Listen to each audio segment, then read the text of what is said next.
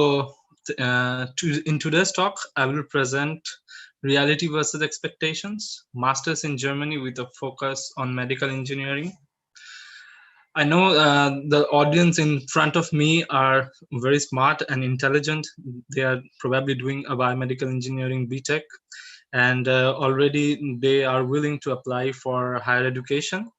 They have done a lot of research already in this occasion, but I would like to share some personal experience of what are the expectations which we have from an Indian perspective, and what is the reality in when you come abroad and how you come abroad.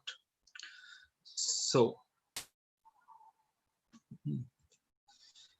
as a motivation, I would like to start with the first thing that comes to mind while studying abroad, the cost of studying.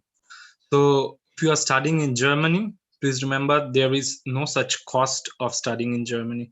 It's free. So the tuition fees are in most of the states are generally paid by the state government for you, and in some very few states, it's like you have to pay a very nominal fees, around 1,500 euros a semester. But otherwise, it's generally funded by the state government. Like in Erlangen, where I study, I don't pay any such tuition fees. Only a nominal fee per semester of only 100 something euros, which we will discuss more later. So that's a big benefit. The next thing about studying in Germany is the quality of research and the quality of education. So no doubt it is doing one of the best research in the world. So yeah, these are two main focus of studying, like a motivation. Then the other part, if you are coming to Germany, be assured the visa that you get, if you like to travel, like I like to travel very often. So in that case, you can travel to a lot of other places in the entire Europe, because the visa permits you to travel throughout all other countries in Europe, in EU region. And it's like you are coming to study in Germany, but you have travel free without restrictions. You can travel to France, Italy, and many other neighboring countries. Next, coming to the economics, as you can see already, the Germany is slightly above 3.9 trillion US dollars in economics. And yeah, it's in the fourth position in the world. So of course, that's quite an impressive factor. So if you are willing to come to Germany, yeah, you have to consider, or if you are willing to study abroad also, you have to consider these factors. Next, another important thing is the currency conversation. Of course, I understand at this point of age, apart from studying, everyone has to also take care of their family. They have a lot of responsibilities. So a monetary factor is also a great motivation. So currently, an average in German earns around 46,000 euros a year. So this is average, and if you are doing some technical work like biomedical engineering and stuff, or if you are pursuing higher research, then yeah, it might also increase more. And think you can do the rest of the calculations. So next point is whether you should study more or less. So how should I say? It's more about the perspective, how you see the life. In India, if it's not important to study abroad, you can also stay in India, or you can do a great job. But yes, you have to come out of the comfort zone where you are living. That is foremost important. Once you can do that, then it helps a lot to understand how the world works. And not only in biomedical engineering, but throughout, it's quite important. And once people are able to do that, the next thing that comes is you develop a sense of purpose. Or yeah, you want to develop some, I know many of you might have seen this triangle. It's like a Maslow's needs of hierarchy, and you develop that sense of doing something really important and good, which gives you a purpose in life. And the best part of studying biomedical engineering is you can directly contribute to the society. Like every engineer, like people are sometimes confused, like whether biomedical engineers are doctors or they are like engineers. But if you are studying biomedical engineering, you are directly contributing to the society. And if you are to the people directly, you are caring about the people, about their health. So yeah, if you are doing higher studies, if you are doing some research, you can always contribute to the country. So now coming to the real thing, which is the application process. And I know that there are a lot of expectations, but the reality doesn't look like that. So the first thing, as a student, after maybe BTech, or if you are experienced for some years, you might want to apply for some university abroad to do your masters. The first thing that you have to do is do a university search. The expectations in India are sometimes like that, okay, there will be a perfect university and that will send me offer letter, I will get a process. But somehow the reality is a bit different.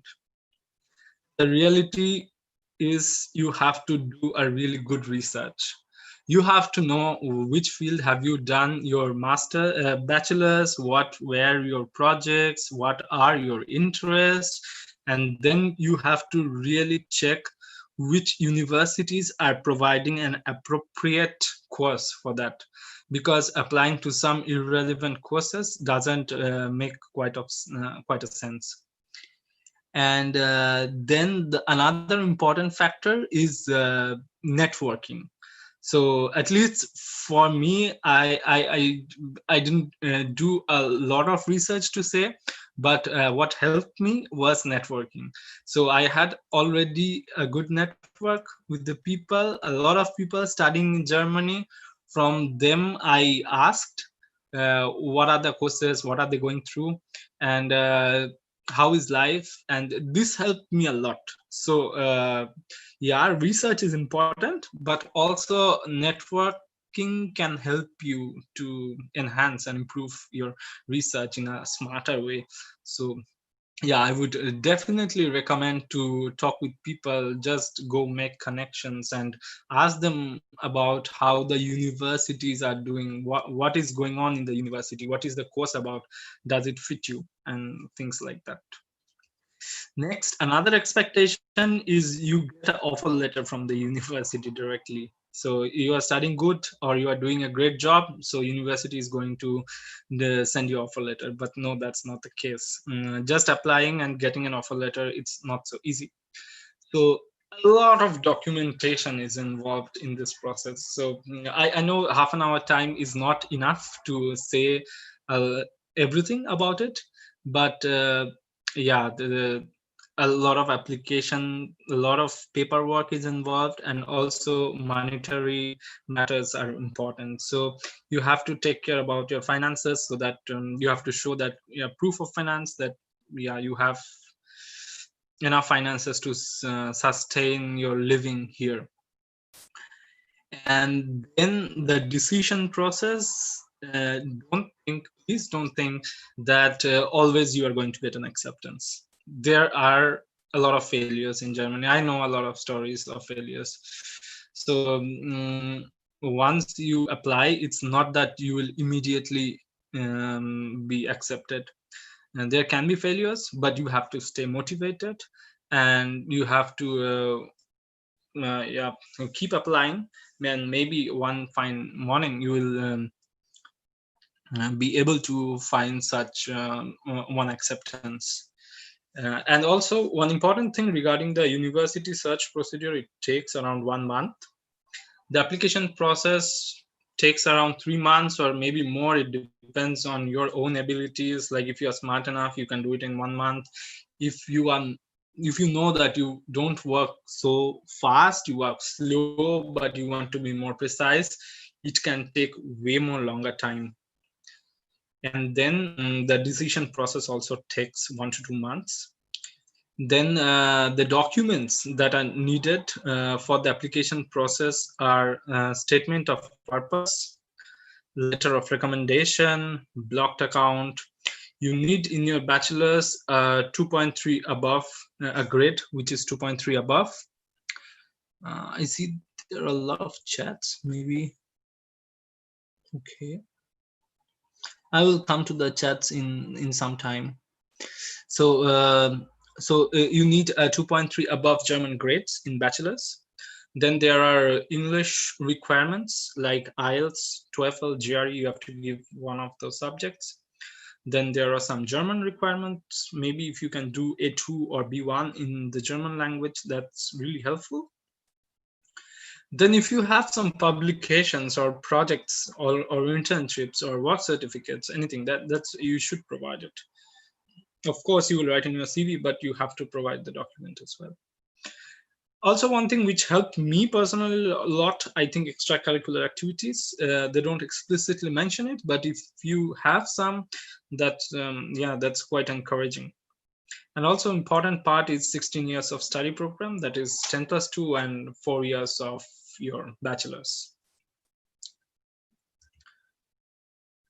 Okay.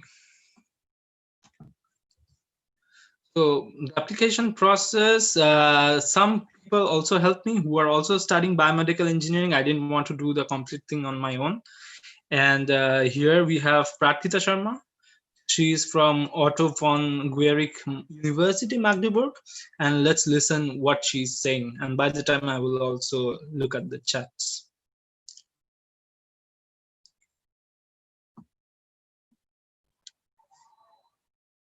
Oh, I can't. Sorry.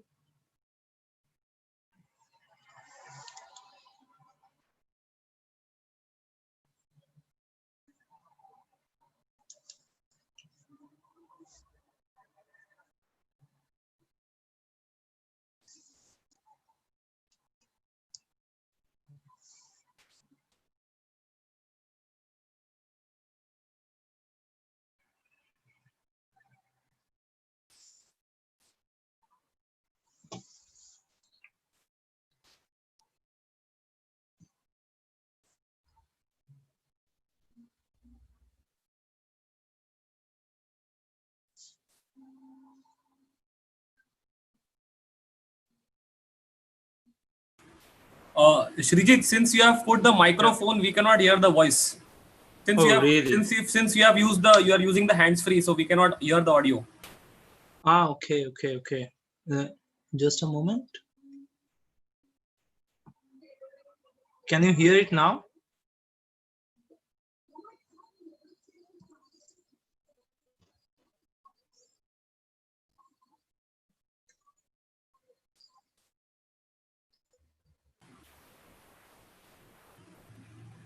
Not yet. Really? So is the voice not audible at all? Yeah, what in the PPT, what the sound is coming, the person is saying we cannot hear. Okay, I understand. Okay, sorry for the I think problem. Yeah, but I can explain in my own words. So what she was telling about is like she applied for her master's during her 6 semesters already, and she was also talking about the important documents that are needed, because there are certain documents like statement of purpose and letter of recommendation, these things which are important, and you should collect it in some time when you have even before applying, and you should make them ready. And also one important point that she has mentioned about it, that the earlier you apply for a university, the better it is, because there are chances that they will send you the acceptance letter faster, and in that case you can prepare yourself. And it's a bad idea to wait until the last moment, because I know there are certain cases where the semesters already start, And in that case, what happens is the visa process gets interrupted, because your semester already starts and the visa people are not willing to give you the visa. So yeah, sorry for this. I had some other videos, but I think there is a problem and I can't run the videos here. Anyways, we can move on for the application process. And in the application process, we have a second part of it. So apart from just applying to the universities, you have expectations, what to do once you get an acceptance, and what is the reality. So considering that you have got an acceptance, the expectations like yeah, you will get an accommodation from the university sometime, maybe in the university campus or something like that. But that's not the case always. So what case is, you have to be really lucky to get a room in the university campus. So generally you have to do a lot of research. Again, you have to find out, there are lots of websites, Wikigesucht and all, and thereby you can try to find out where rooms are available, and then you can apply. There are different kinds of rooms like dormitories and WGs. Yeah, you can research about it a little bit. It's nothing that difficult. And also, if you have good contacts in Germany, like your seniors are staying or some other people who are staying, then finding the room in that particular region is also sometimes easier. Now, for the visa process, everyone is really scared. Oh, this is visa process, I might get rejected. There are so many things, but it's not like that. You have to be really calm. And two things are most important for the visa. First is the monetary support. You have to show enough finances that you can support your staying for at least 1 year in Germany. I will come to that at last, how much you need and what on all you need. And finally, the other important part is the documents that you have. The documents play a very important role. You have to make sure that all the documents are very authentic. And then you can fly. So I had another video from one of my friends who is also studying in Germany, and he's Sovic, studying the same course as I, and he was also a former student from FH. Unfortunately, I can't play the video. There is some problem, but yes, I would like to explain it on Sovic's behalf, what he said. So in the video, what he said is the higher education institutions where we apply in Germany, they are of different types. There are universities, there are University of Applied Sciences or Fachhochschules, and there are college art film music, which is not so much of our interest. But the universities are more towards like public research. They focus towards research more. So whatever you do, it's always you have to be focused towards a scientific output and stuff like that.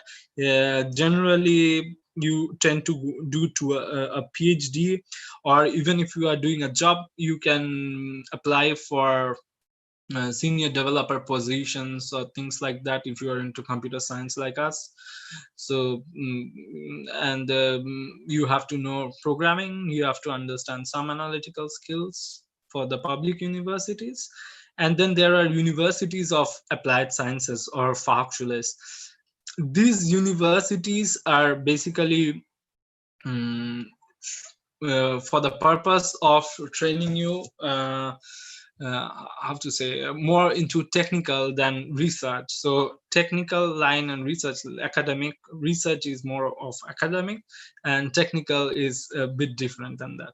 So yeah, but for applied universities, as you mentioned, it's also quite important to learn the language, because if you're learning the language, then you can easily get a job after doing your course at the Fachhochschules. Both the universities offer a master's degree. Yeah, and that's quite important to understand what you want to do in life. If you want to pursue a career towards academia, then you should more preferably be applying to universities or public universities. Whereas if you want to do a technical job and you want to get into a job right away, having less tendency to do a PhD, then maybe the applied science universities are more preferable.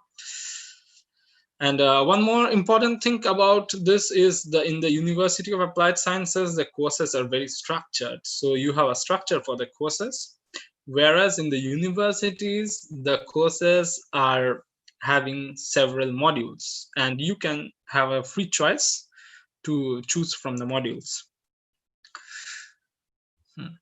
Then we have medical engineering life and possibilities, since our focus is towards biomedical engineering, which is also called medical engineering more in Germany. So yeah, student life is hard. It's not an easy thing to be a student in Germany. You have to go through a lot of things. But if you are studying in a public university, as I said, the courses are flexible.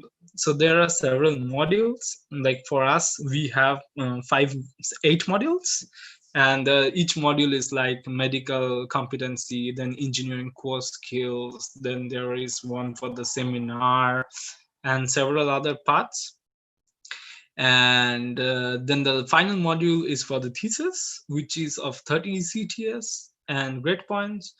You have to do, if you are willing to apply for the higher education, then you have to do your own research.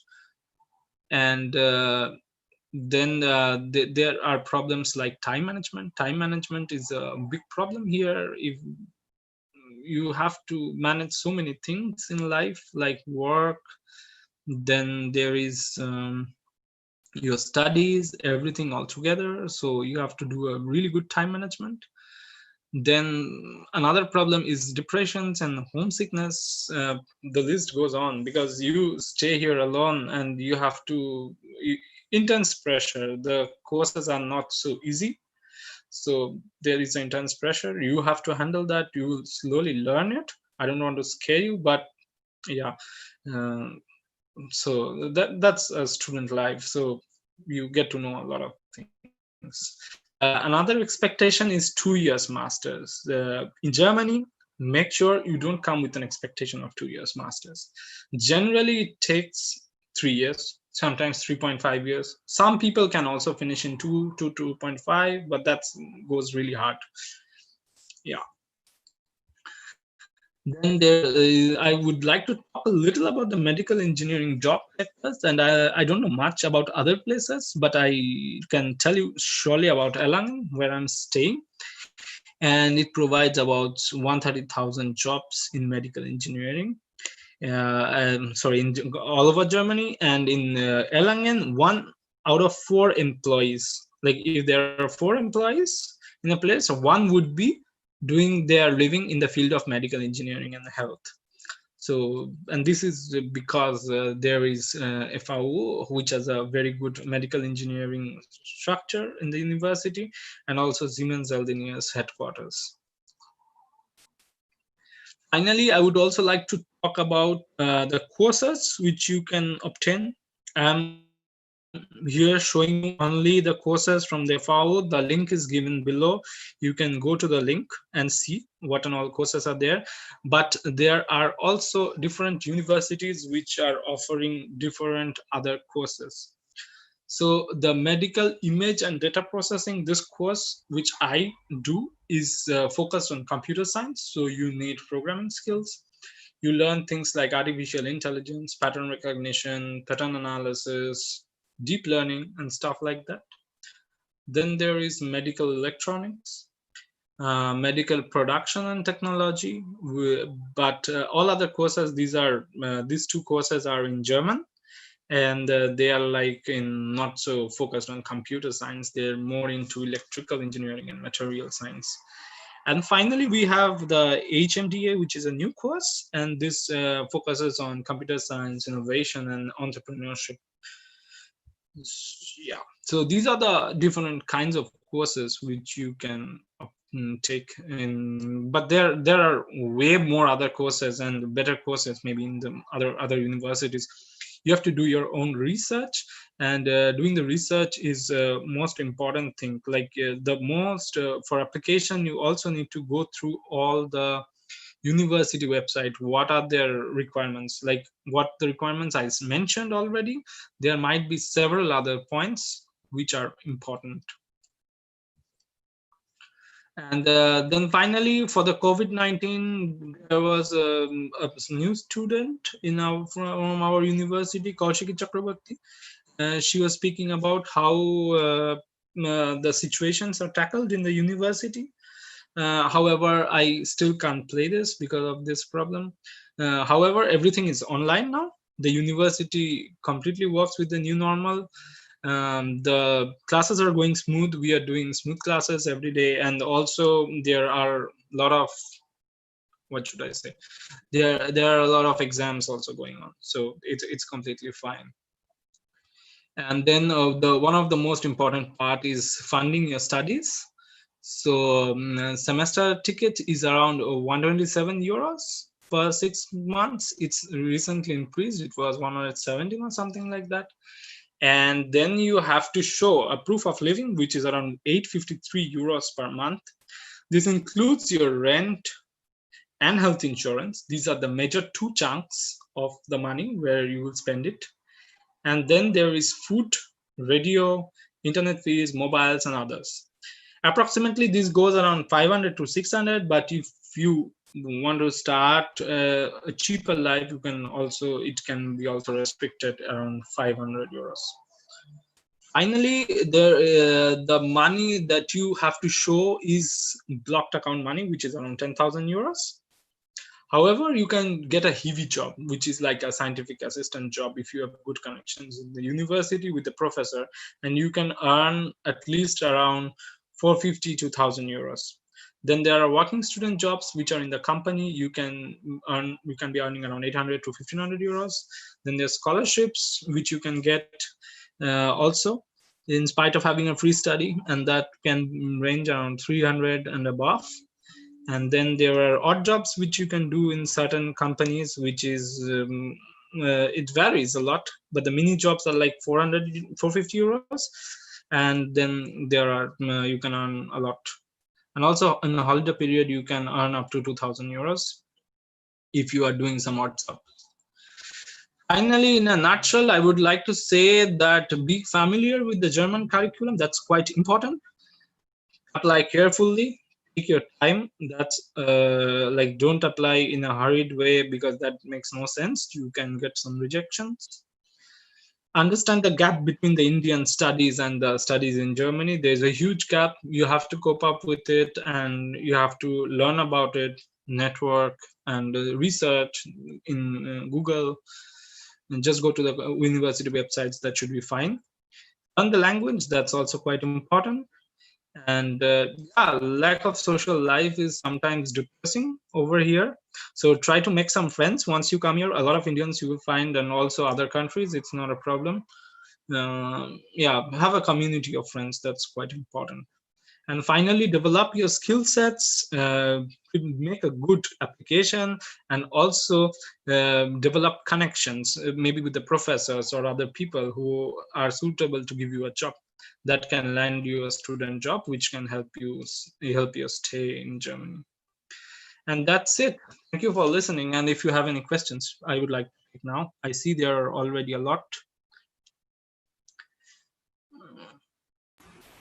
So Shrijit, how do you recommend we you shortlist the questions, we go ahead with the second session and then come back to the questions, or you would like to answer it now itself? I don't know which one would be preferable for you. Because there are many questions, you will have to shortlist a few. Yeah, okay. I will shortlist 5 to 6 questions by the time the next session can go on, and then we can answer the questions. I hope that should be fine. So Christina, are you ready? Can we go ahead with your lecture, or? Yes, Nikhil, I'm ready. Okay. So just let me introduce our second speaker, Christina Yalakula from New Jersey. So actually, I'll just give a brief about her topic today. She will be speaking on study abroad preparations in COVID-19. So Christina is a biomedical engineer from the city of Hyderabad, India, currently residing in New Jersey, USA. After completing her master's degree in biomedical engineering from VIT University, India, and bachelor's degree in biotechnology from Karuna University, India. Christina graduated from New Jersey Institute of Technology with masters in biomedical engineering in the year 2018. Christina has previously worked in India at Parexel, Zimmer Biomet US, and currently with Bosch and Lom US. So I hand it over to our next speaker, Christina. Thank you so much for Thank you, joining us. Nikhil. Nikhil, would you be able to enable my screen share? To try again.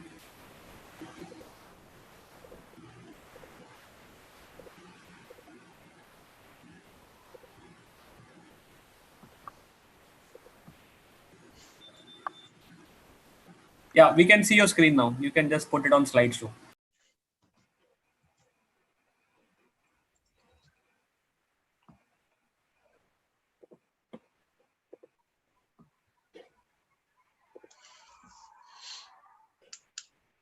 Hello, everyone. So a lot of the points that I wanted to cover with regards to US admissions as well has been covered by Srijit.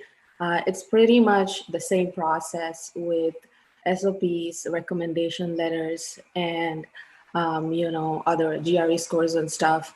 I want to focus with US admissions with regards to COVID-19 situation, where a lot has changed in America for the F1 students and from an immigration perspective.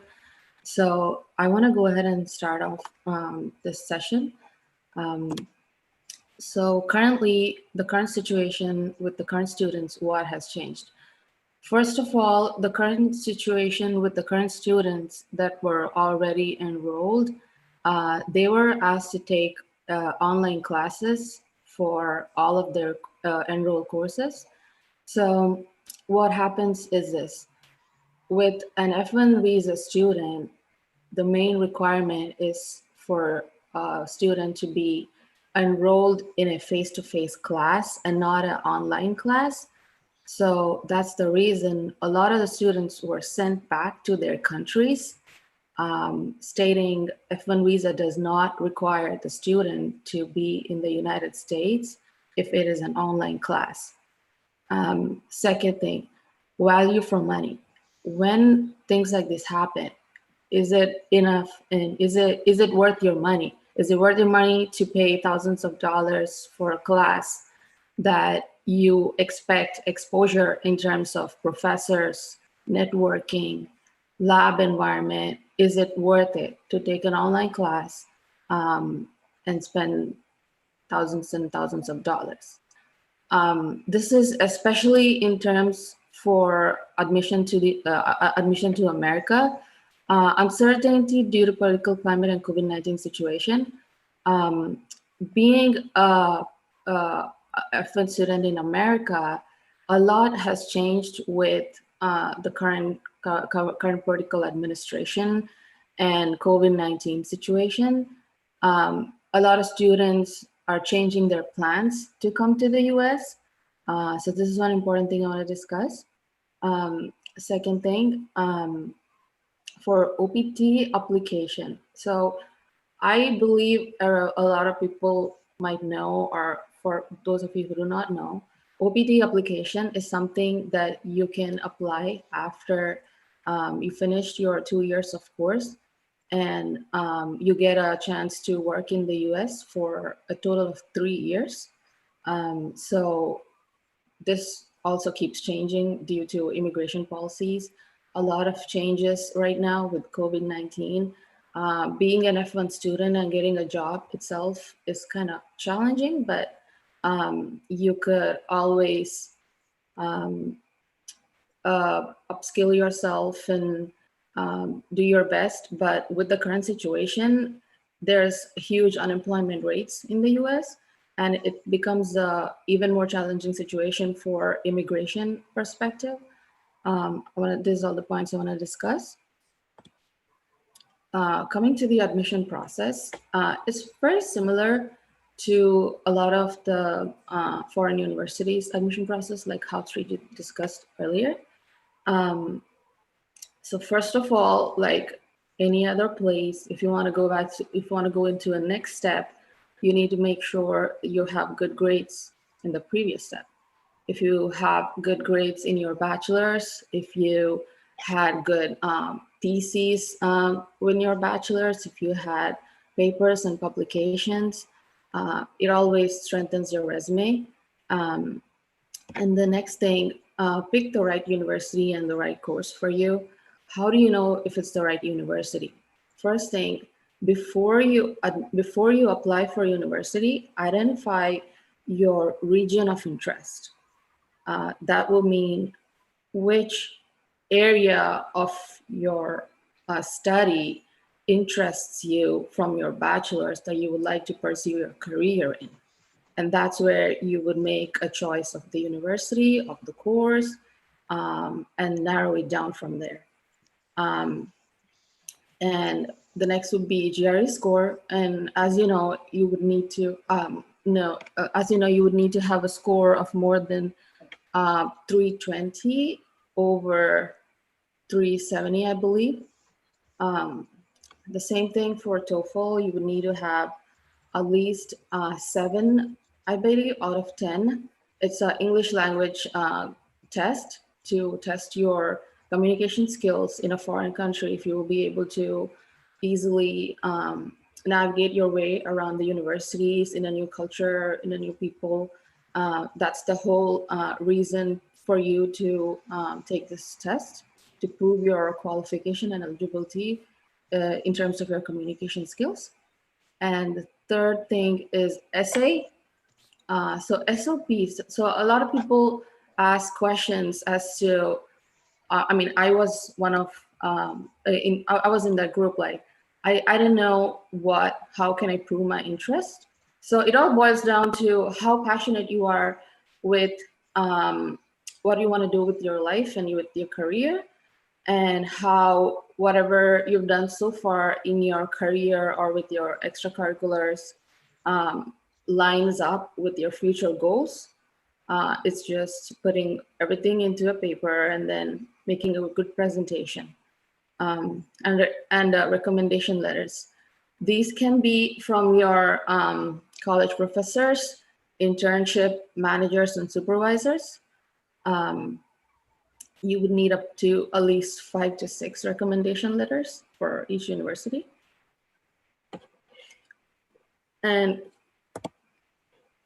coming to the next section, there are some things that out of experience I found out from my application and from my experience as a student, where I lack a few skills, or I could say I found out I need to bridge a gap in a lot of these things. Well, the first of them being communication skills and cultural barrier. A lot of people, when they come into the US at first, depending on, how well you can interact with people, for some could be easier, for some could be challenging. We need to work on developing good communication skills, and also work on bridging the cultural barrier between Native American students and the professors, and between in our community. That way, it opens doors for you to network, for volunteering, and also just to be more part of a community over here. Second thing, this is what volunteering activities and extracurricular activities.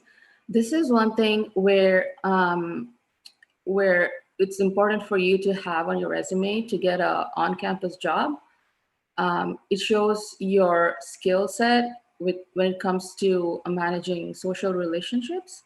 I know a lot of people in India, like a lot of students, I know, like when I was a student, I did not take up a lot of volunteering activities, and that was one of the challenge I faced to get an on-campus job. And I would encourage the students, upcoming students, to focus your time and efforts into any kind of volunteering activities outside of your school, outside of your work, to work for the community. And it's not just a part of your resume, but it shows in terms of your social skills as to what you're passionate about, and where you fit in and what kind of skills you have. And then next, club memberships. These club memberships can refer to different clubs in your universities, where, so I can give you one example. Here in, where I studied in New Jersey Institute of Technology, we had different clubs like STEM engineers, in NJIT, and computer engineers in STEM, things like that. You can be a part of these different clubs, and that adds to your resume as well. And the next thing is internships. A lot of people, maybe they have an internship during their student here in America, or they don't. But when you're looking for a job, and if you don't have an internship on your resume, that can affect really adversely on your chances of finding a job here. Usually the expectation is to finish 2 years of master's with a 6 months of internship, and then graduate to find a job. But if you don't have the 6 months of on-hands experience, hands-on experience, it can get really challenging to find an internship. The fourth thing is online courses and certifications. While you're in the school, or while you're in India trying to apply for universities in different places, I would always encourage you to add more skills and courses to your resume in terms of online courses and certifications, and just upskill wherever you can, in terms of research projects at your university with your professor, and things of that nature. And like Srijit mentioned, student life is not easy when you move outside of your home country. The first thing you find challenging is to manage your finances, your time, being a student, where you spend at least 90% of your time in your library or in your classes, and you will not be working for the most part. So this is where you have to manage your finances really well, apart from keeping your grades up. And the next thing is networking for new opportunities and internships. A lot of people online apply for jobs, and they apply for 300 jobs and 400 jobs and internships, and then they say that we never received an offer. It's not about how many jobs you apply online. It's about how much you network outside, offline, and how much you can just use your social skills and leverage your interest in the opportunities you want to invest in. And the next thing is, while you're a student life, while you're a student, always make sure to have different kinds of projects working for your professor, if it's paid or unpaid. Just keep adding as many projects to your resume list as you can. And then the fourth thing is on-campus jobs. So like me, many other students come to the US with an expectation that once you get to the university, you will find an on-campus job, and you will be able to sustain yourself financially, and you'll be able to have a smooth transition over here. But it's really not the case. While there are on-campus jobs available for international students, It so happens that there's a priority where the first priority is given to the citizens, second to out-of-state citizens and in-state citizens and things like that. So in the list of priority, the last one on the list comes international students. So there's only a limited amount of jobs on the campus. And by the time everybody else on the list is prioritized, there's almost less or no jobs left for international students. And this is one thing that is very much opposed to what kind of expectations we bring in from India when we come in here. This is one of the reasons why we would need to prove your finances, that you can sustain yourself and for your survival over here, and that on-campus job is not always a guarantee. And the fifth thing that would require a little bit of adjustment is the way of grading here. If you're an international student, it's very important for you to maintain a 3.0 GPA out of a 4.0 on all semesters. And once you come down below 3.0, the first semester, there will be a notification that if the next semester is not improved, we're going to send you back to your country, because this is the expectation of international students to maintain 3.0 GPA. And while studying in India, the whole expectation is whether you make it to class or not, we will have enough time to prepare for the final test or whatever quarterly tests or whatever we have. And, we can maintain the grades that way. But in the US, right from the first week of your course, there will be assignments, and each assignment counts up to the final grade. So there was a little bit of restructuring that I had to do to adjust myself on how grading is different from India, and papers. So in some cases, there's going to be final paper where there's not going to be assignments throughout the semester, but there's going to be a final paper that will outline your area of interest in the course and research on it and write a paper on it. So given the last few months, a lot of things have changed in the US, and here are some of the things you need to keep in mind if you're considering US admission for either this year or the next year. As per the F1 visa requirements, a student is always required to have a face-to-face course and not an online course to maintain a legal status in the US. You can take an online course if you have 2 other face-to-face courses, or depending on your university, but you cannot have a semester where the courses are all online. And this is the reason why most of the students from my university, for most of the international students from my university, were sent back to their home countries because for legal reasons like this. And second, OPT.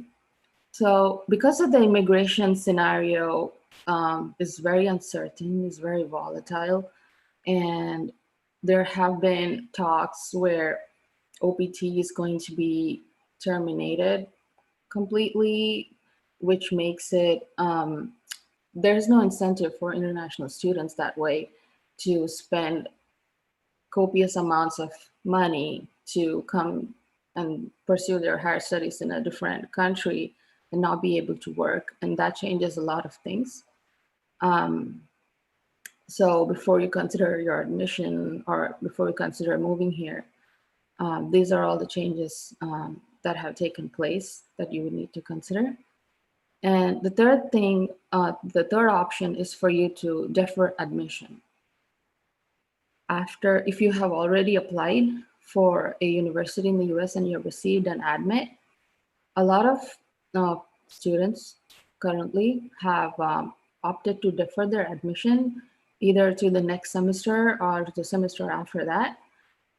But what happens is a lot of students are doing their are doing the same thing, and if you were not already selected for the university, it gets more competitive in picking the right candidate, and by the time the students are selected, they might be out of their seats, allotted seats for that year. These are some things to keep in mind. While you're waiting for the next semester, you could better yourself with extracurricular activities, network. These are the other things that you could do. Other resources. Apart from university websites, there's other resources where you could get really good information, like LinkedIn for networking and online courses. And given the very volatile scenario of immigration, I would suggest to either friend an immigration attorney on your LinkedIn or Facebook for confirmed news on everything immigration related to keep your peace of mind when you hear a lot of rumors of really false news. And Chayan Coaching is a YouTube channel of a friend I know, and he has really valuable information you could use to leverage before your visit to the US, just to get an idea of what to expect and what's new over here, what are the other students experiencing. I would suggest their YouTube channel. It's a great resource. Thank you, Nikhil and Naresh, for this opportunity. Thank you so much, Christina. We do have a lot of questions for your presentation also. So what I will request you, Christina, in the meantime, Srijit will answer all the questions he has shortlisted. So the same thing, you can also, if you don't mind, till the time Srijit answers, you can also just select few questions and then reply to the delegates whenever your time Yes, permits. sounds good. Yes. Okay. So, Krishna, one small request. Can you please close your screen share so that Srijit can come online? Yes. Stop share. Yeah. Srijit, are you ready? Can we start quick Q&A session? Moment. Yeah. You can just switch off your camera. That's yeah. Hello, everyone. So I got a lot of questions already. Am I audible, Nikhil? Yes, perfectly fine. Yeah. Okay. Thanks. So I got a lot of questions, and I would like to answer few of them, not all of them, because too much. So Suranjan Adhikari, he asked whether EC background in BTech, can he pursue a master's in biomedical engineering? Of course you can. If you have relevant projects and if you have relevant qualifications, it's not a problem. But you have to really search for the courses who are motivated, like the courses or programs which are motivated more towards electronics and embedded systems. So in Germany, preciseness and being concise about the course is very important. So your research plays an important role. Next, I heard another question from Aliu Ibrahim. He asked, what about the scholarships in Europe from African countries? As far as my understanding, you can't get a scholarship while staying in your native country. You have to really come out, and then once you join the programs in Germany, since most of the courses that I have mentioned, it's free of cost, so you don't get a scholarship generally staying in your country. So once you join in the in the course, then you can go to the university people and ask them what are the options. Generally there are a lot of options. There is one thing called Deutschland Stipendium, what I know, and there are also others. Even individual dad for different countries, they also put some scholarships. So you have to really do a good research for that, and then you have to find out. It's also course specific, it's also university specific. And like in FAO there are a lot of programs like FAO Sandbox. If you want to do some entrepreneurship, then there are many other things are there. Deutschland Stipendium, as I said. So yeah, you have to just find it out and do it accordingly. Then there are questions from Aisha and Aksara. These are to some extent related. Is German helpful? Definitely German is helpful. Maybe not so much in your application, but in life it's really helpful, unless you are taking a German course, partly taught in German or completely taught in German course. And how much you need for German, it's A1 or B2. You can obtain. And like Aisha asked how to obtain the course. So I would say you can go to Goethe institutions. They take the exams. They also prepare you for the course. You can prepare somewhere else and then still give the exams in Goethe and can get the certifications. You have to do the research for where is the nearby exam center or the Goethe center. Then there's a question from Shuham Shah. I find it interesting. Why it takes more than 2 years? So yeah, that's the expectation versus reality. So you generally know there are, it's in 2 years, but so many other things you have to do. It's just not studying. Maybe if you would have only studied, then you could have completed. But it's like a part-time study, although we call it a full-time study. So you have to manage your finances, you have to manage your life, you have to manage everything.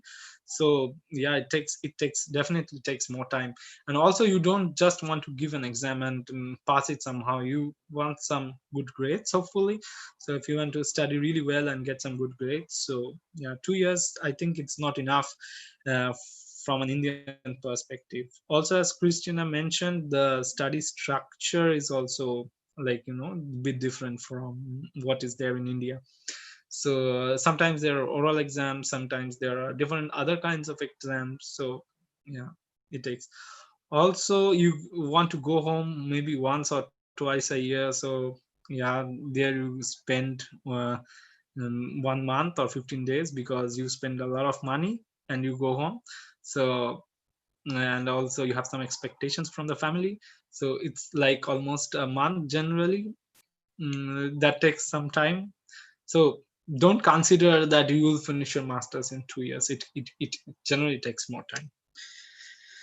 Then there are some questions from YouTube viewers.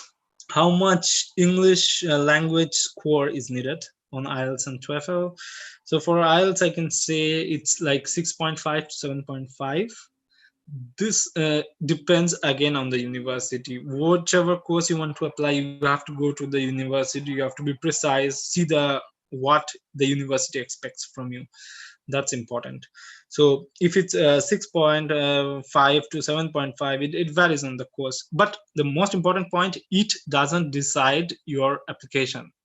The course, the English requirement is just to say that, okay, you are eligible to apply.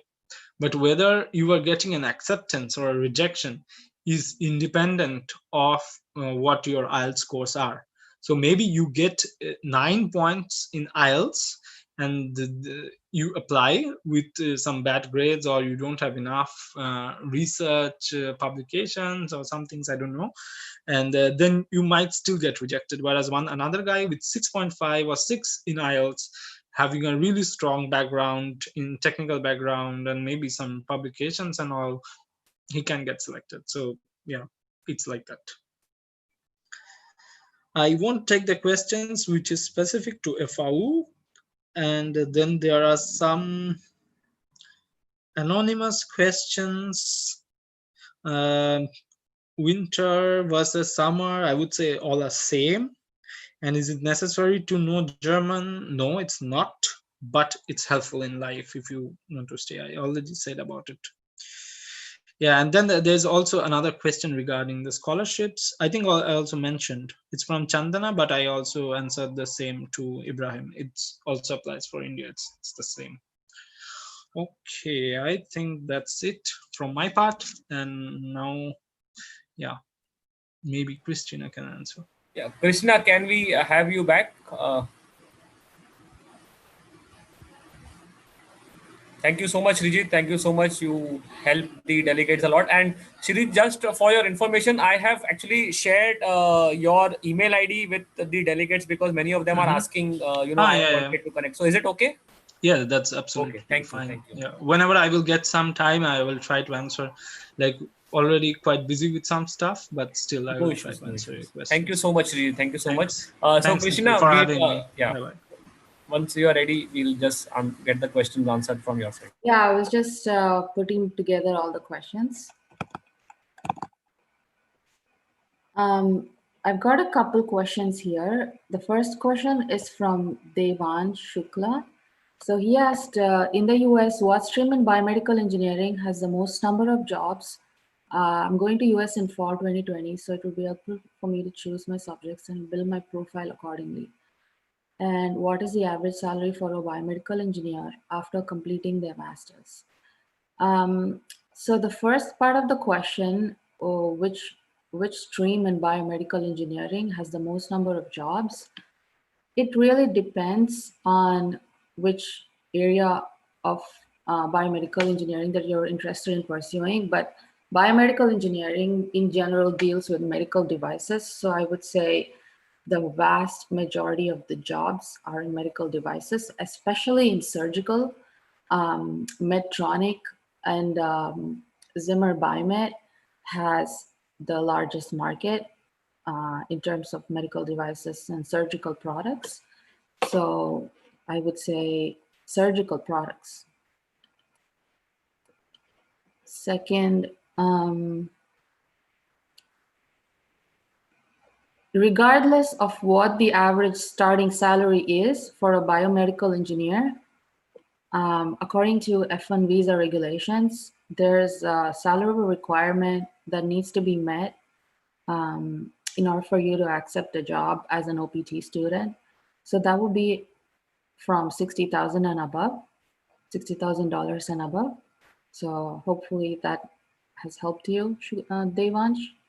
And second question is from Ragi Panchal. Actually, we have GRE score. We have GRE score of total 340. So what is score expected by universities now? Yeah, I mentioned 370. I'm really sorry. It was a long time ago. So I know it's 340. So the expectation when I was giving my GRE at the time was over 300. And also over 320 would almost get you into any university you choose for if your profile fits the course you're applying for. So I would say the best GRE score would be 320 over 340, anywhere 320 plus. And then the next question is from Saif Ali. How much GPA is needed to get admission in universities? Christina, were you able to do your job after your bachelor's before going for master's? How much GPA is needed? That's a tough question to answer because the scores from your bachelor's are always converted to the US system before your admission is being considered. So no matter how much your GPA is, just make your statement of purpose ready, get your recommendation letters, have a good GRE score, and have a good TOEFL score, and you should be good. Just work on your GRE aptitude and quantitative skills. Was I able to do a job after a bachelor's before going to master's? No, Saifali, I did not work after my bachelor's, but I did work in India after my master's for 2.5 years. I believe it's hard to get a job just with a bachelor's degree without experience. If you do have internship experience or volunteering experience, that would be great. But even in India, I think, from my experience at least, if you have a bachelor's in biotechnology or biomedical engineering and just a bachelor's, it could be challenging. And then next question is from Rishi Patel. Please tell which university have biomedical engineering course with medical device course, because I cannot find many university teaching these subject. There is no course as a medical device course. My question to you would be, what in the medical device course are you wanting to pursue at this point? Because there is a lot in medical device and development apart from, I don't know what your idea is of medical device course, but it ranges from FDA, how to register a device, how to develop a device, what kind of regulations you need to put in place, and things like that. And it's not just one course. And medical device development is mainly about designing medical courses, like the industry is about designing medical devices, and it depends on the industry. Like if you want to develop a electromechanical medical device, you would have to take courses that align with that kind of medical device development. And if it's a, say, orthopedic medical device, you would have to take courses in SolidWorks, Pro-E, AutoCAD, things like that. So it really differs depending on what is your area of interest. Someone asked, what is OPT? OPT is optional practical training. This gives you additional 3 years apart from 2 years of your student visa given by the US government to pursue your master's. OPT is optional practical training where you can use your skills acquired in your university to apply and to gain hands-on experience in the industry that you have been working for, that you have been studying for rather. The same person has asked, John Hopkins University has good options for biomedical engineering. John Hopkins is a really good university for biomedical engineering, yes.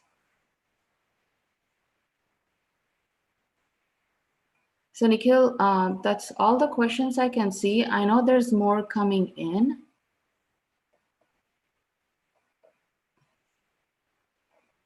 Devansh has asked, I intend to major in bioinstrumentation, medical imaging, and image processing.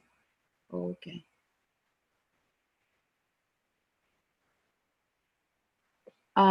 There is a question from Anagha Patil. What are the opportunities for a biomedical engineer working in a hospital? What kind of work do you want to do in a hospital as a biomedical engineer? Because there's biomedical engineer technicians, there is biomedical engineer imaging technicians, there's biomedical engineer, say, physician assistants, things like that. So there's different ways of working as a biomedical engineer in a hospital setting, and you need to know which area you're interested in.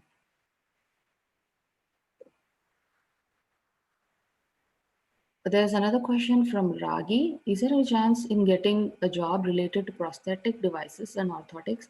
Can I have a research job in the US in this area?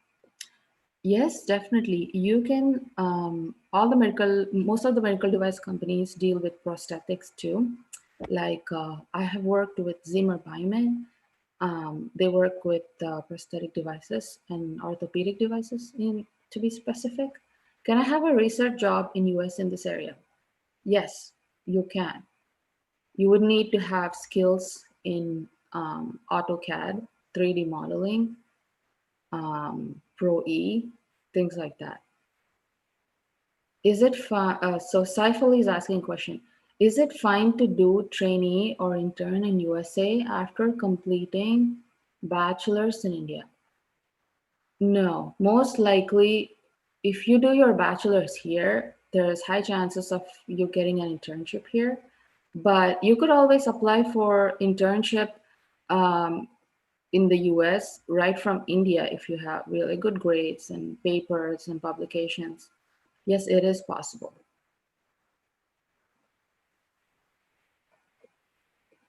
Um,